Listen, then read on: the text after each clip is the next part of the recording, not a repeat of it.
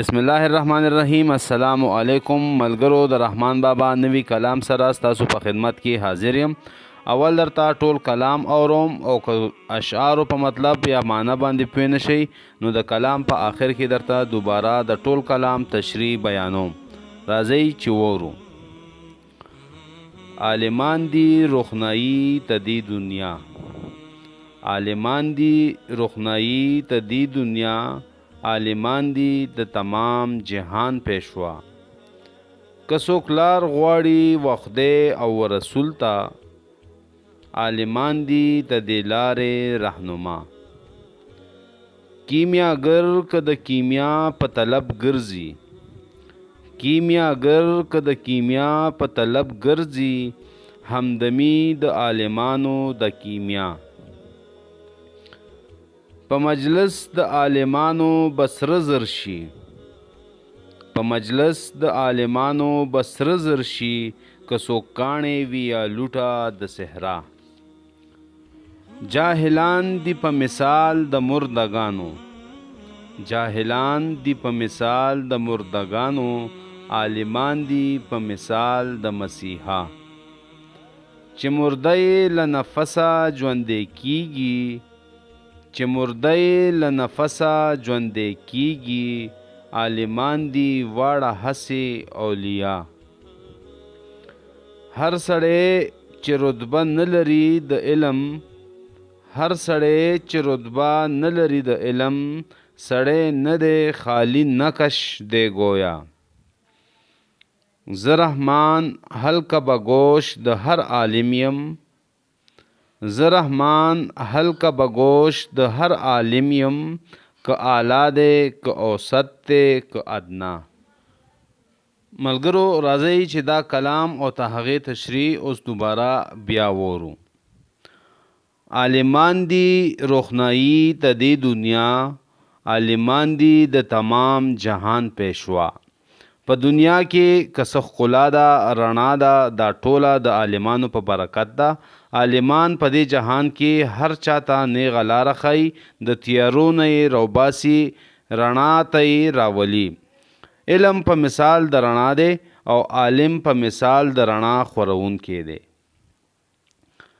که څوک لار غواړي و خدای او و رسول ته، عالمان دی د دې لارې رهنما. که څوک د خدای او رسول په لاره تل غواړي نو هغوی به د عالمانو سره مینه کوي، عقیدت به ساتي او تدوی په رهنمایۍ کې به تر خپل منزله په اسانۍ سره ورسي.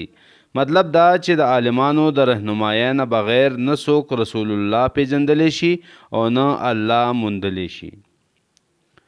کیمیاګر د کیمیا په طلب ګرځي، همدمی د عالمانو د کیمیا.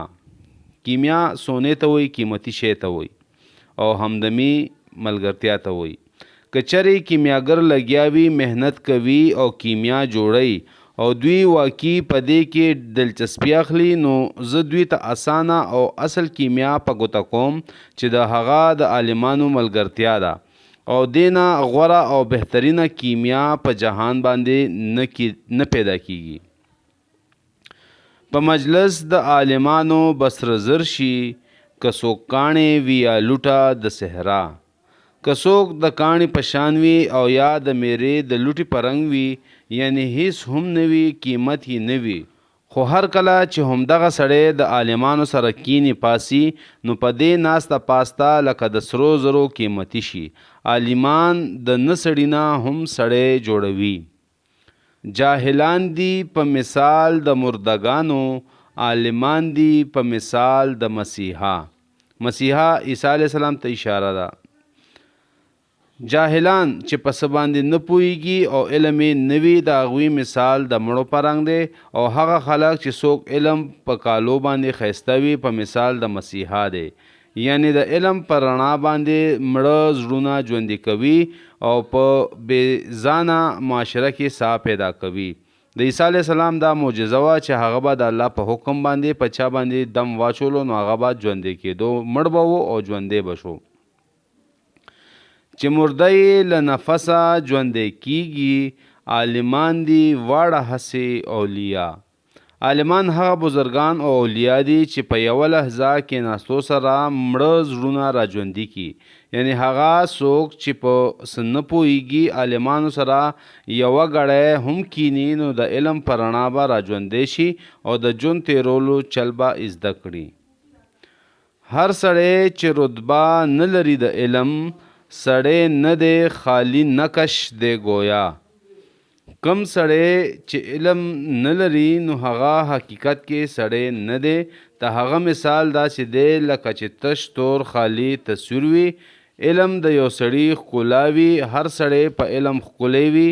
چې علم نه وي نو بیا د انسان او د حیوان په منځ کې څه فرق نه پاتې کیږي. زه رحمان حلقه به گوش د هر عالم یم، که اعلی دی که اوسط دی که ادنا. رحمان بابا وایي چې زه د هر یو عالم غلام او فرمانبردار یم، که هغه د اوچتې مرتبې مالک دی او که د ښکته مرتبې مالک دی. مطلب دا چې عالم د کمې درجې هم وي د هغه قدر او احترام ضرور پکار دی. ملګرو دا و د رحمان بابا کلام او د هغې تشریح. که ستاسو دا خوښه شوې وي نو زموږ ویډیو له لایک ورکړئ. د الله په امان.